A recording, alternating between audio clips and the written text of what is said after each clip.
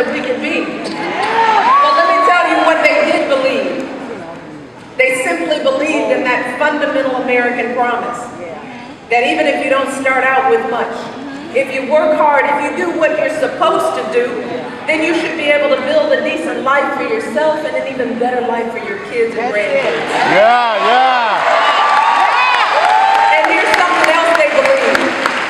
They believe that when you worked hard and done well and you finally walked through that doorway of opportunity, you don't slam it shut behind you. That's right. No, you reach back and you give other folks the same chance.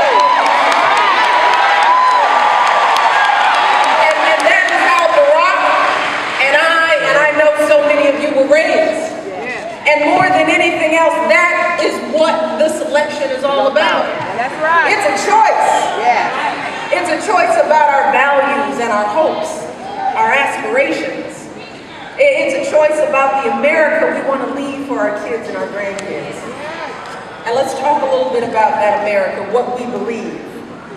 You know, we believe in an America where every child has access to good schools that push them and inspire them and prepare them for college and good jobs in the future, every child. We believe in an America where no one goes broke or loses a home because someone gets sick or lost a job. We believe in an America where we all understand that none of us gets where we are on our own. That's it. And we treat everyone with dignity and respect, from the teachers who inspire us.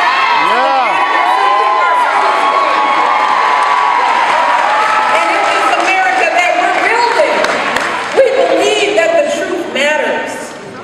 You don't take shortcuts or game the system. And finally, we believe in keeping our priorities straight, because we know good well that cutting Sesame Street is no way to balance our budget. Instead, yes, we need to cut wasteful spending, but we also have to make smart investments in things like education and infrastructure for an economy that's built to last. And let me tell you something, that is what my husband stands for. That's the country he's been working to build for the last 4 years. And let me tell you, since the day he took office, on issue after issue, crisis after crisis, that is what we've seen in my husband. Think back to when Barack first took office. Where was our economy? It was on the brink of collapse. And you don't have to take my word for it. Newspapers were using words like meltdown, calamity, declaring Wall Street implode, economy in shock. You remember that? See, here's where we were. Here's Four more years. Four more years. Four more years. Four more years. where we were. Because another thing we believe in, what did I say? We believe in decency and respect.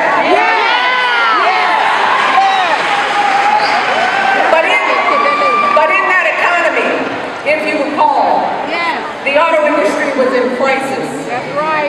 This economy was losing 800,000 jobs a month. And a lot of folks wondered whether we were headed for another Great Depression. See, and this is what Barack Obama faced on day one as President of the United States. But instead of pointing fingers, instead of placing blame, the president got to work.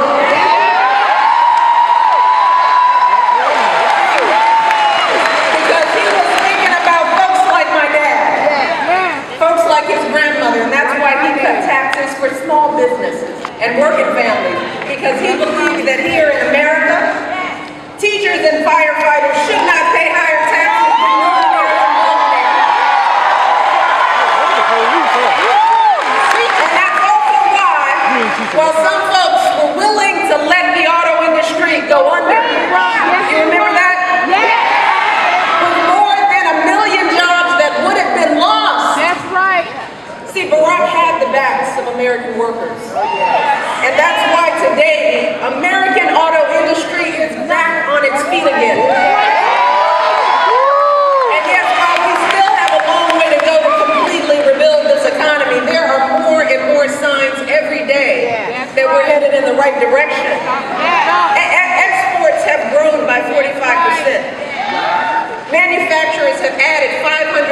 jobs. We have had 31 straight months, the majority of this presidency, with private sector job growth. 5.2 million new jobs created by this president right here in the United States of America.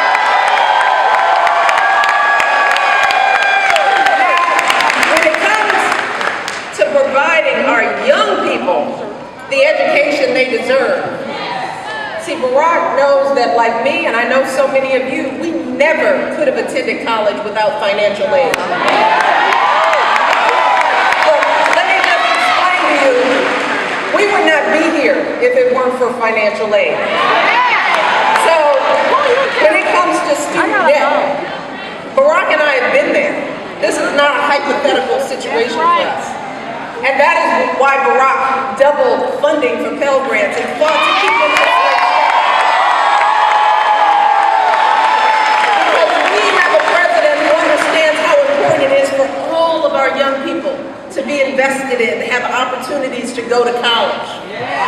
And finally, when it comes to understanding the lives of women, we know that my husband will always have our backs. Knows from personal experience what it means for a family when women aren't treated fairly in the workplace. And that's why the very first bill he signed into law as president was the Lilly Ledbetter Fair Pay Act. And that is why he will always fight to make sure that we as women can make our own decisions about our bodies.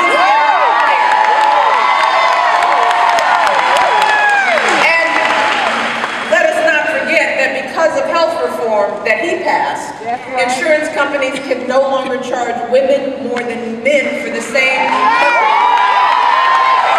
Also, because of health reform, they won't be able to discriminate against any of you because you have a pre-existing condition, let's say asthma or diabetes.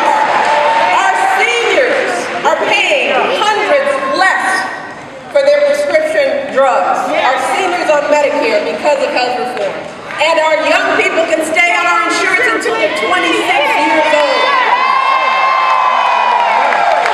And here's another one that gets me. If you get a life-threatening illness and you need real expensive treatment, no longer can your insurance company tell you, sorry, you've hit your lifetime limit and we're not paying anymore. That is now illegal.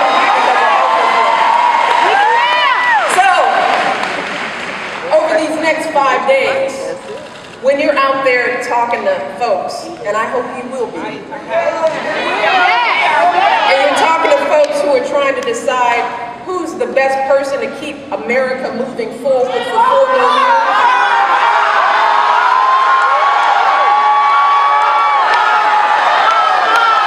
Now, let me just give you a few things you can tell them. I want you to tell them what Barack has done for our economy, our health care, our education, but also I want you to tell them that yes, Barack ended the war in Iraq. Remind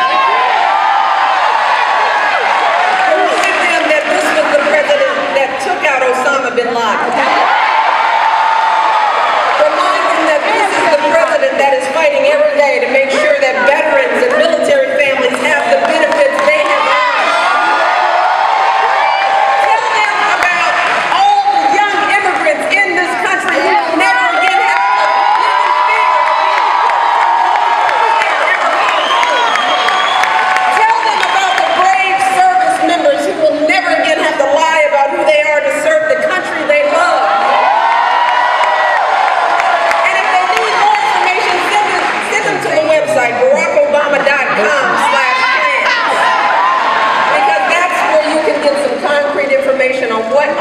Is going to do in the next 4 years, including creating jobs, reducing our deficit, and so much more.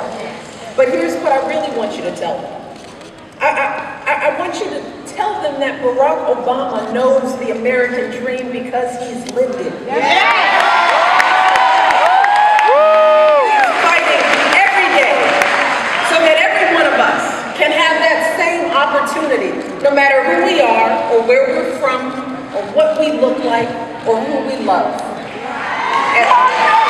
But also, let's be clear that while he is so very proud of all that we've achieved together. Because as president, you don't do anything alone. My husband is nowhere near satisfied. You know, Barack, of all people on this planet, knows that there are still too many people hurting. Yes. But as President Clinton said, it's going to take a lot longer than 4 years to finish rebuilding an economy from the brink of collapse. But here's what else I know, and this is why I am so passionate. Over these last 4 years, just know that together, slowly but surely, we have been pulling ourselves out of that hole that we started in. We have been moving forward and making real, meaningful change. So here's the question that everybody has got to ask themselves. Are we going to turn around and go back to the same policies that are we going to just sit back and watch everything we fought for and worked for to just slip away? No way. Keep moving this country forward.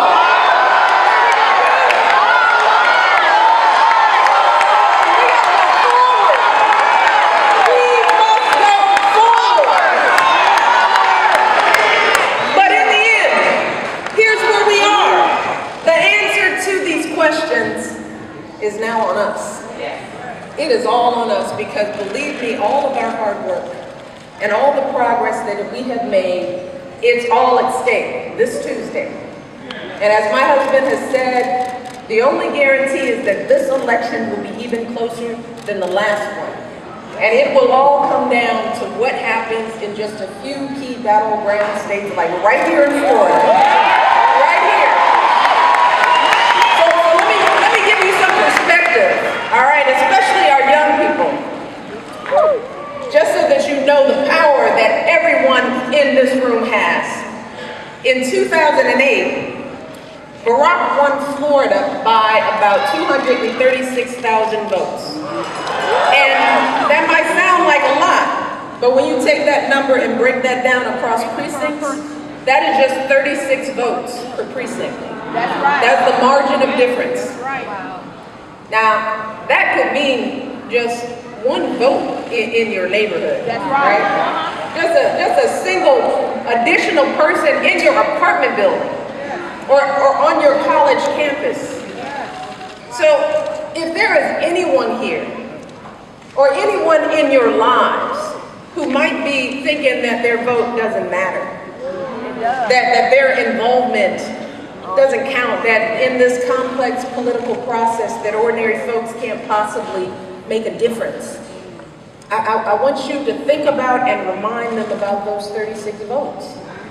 You know, I want you to think about how with just a few more hours knocking on some doors or making some calls, with just a few hours getting folks to the polls on election day, just a few of you here could swing an entire precinct for Barack Obama.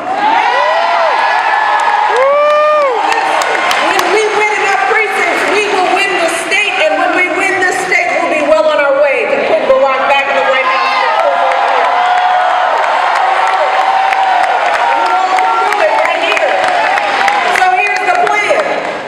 We always have a plan. That's right. Before you leave today, sign up to volunteer with our campaign. More importantly, for the next 5 days, talk to everyone you know. That's right. Talk to everyone. Friends, neighbors, leave no stone unturned. That cousin you don't really speak to. Now's the time. Call them up. Everybody knows someone in their lives who might not vote. You know those folks. You know those folks who didn't vote the last time. Yeah, we do. Find them, get them, and if you can, get them to vote early. I voted early. Yeah. I voted for Barack Obama. Just in case you were wondering, I voted for Barack. And one of the reasons I did that, in addition to knowing deep in my heart that he is absolutely the best person to lead this country forward, I did it because I want to spend election day working to get the vote out. Yes. We're going to be on the phone, doing radio, calling on the air. We're going to be calling all across the country on election day. And here in Florida, You can vote early through Saturday at your county supervisor of elections office and in many libraries and city halls throughout the state. But whether you vote early or on election day, if you need more information, just go to vote.barackobama.com. And that website, you can get everything, all the information you need to figure out how to make your voice count. So, we love you.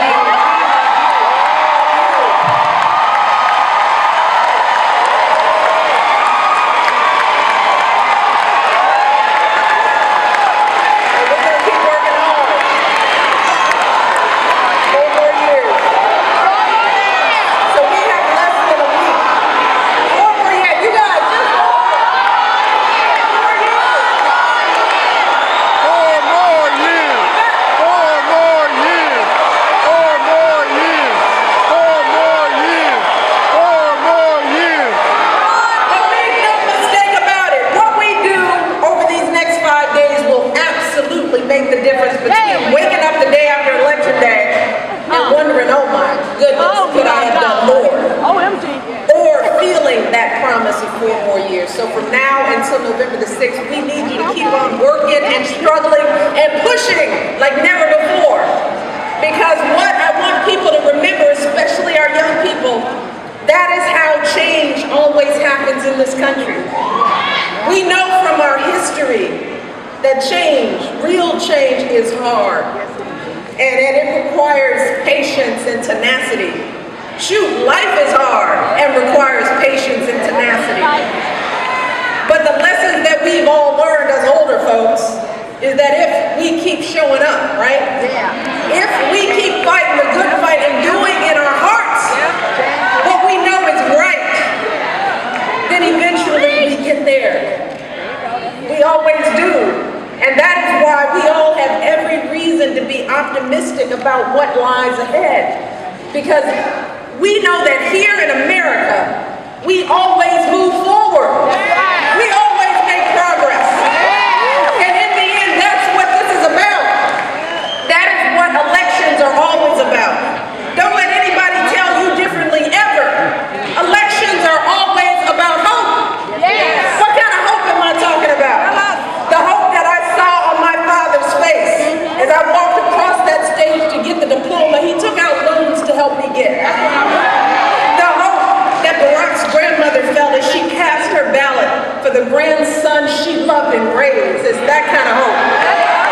The hope of all of those men and women in all of our lives who worked that extra shift for us, who saved and sacrificed and prayed so that we could stand here and be better.